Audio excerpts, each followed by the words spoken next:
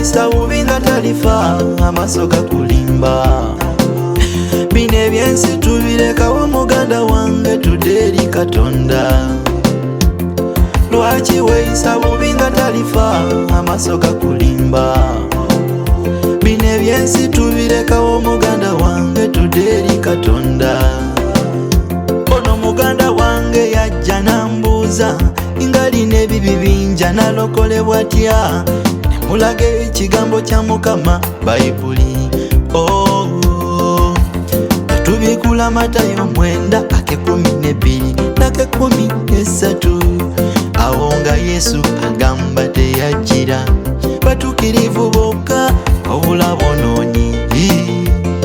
Naawe jangu akutibule, emigogo gikumenya anaakusaasira kubanga mwesigwa. Jangu. Lwaki weeyisa bubi nga talifa amaaso gakulimba. Bino ebyensi tubirekawo muganda wange tudde eri Katonda. Lwaki weeyisa bubi nga talifa amaaso gakulimba. Bino ebyensi tubirekawo muganda wange tudde eri Katonda. Waliwo abatabana bwe olw'ettaka, olina tamune olw'essente. Twewuunya nti oba tuligenda nazo mu ggulu.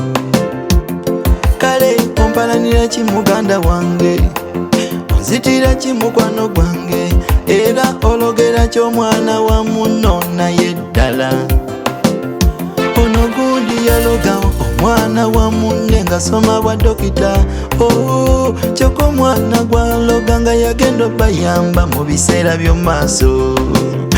Naye nammwe tukyuseemu twenenye tudde eri ewa Katonda. Obwakabaka bwa Katonda bukyali kumpi, naye nammwe mukomewo.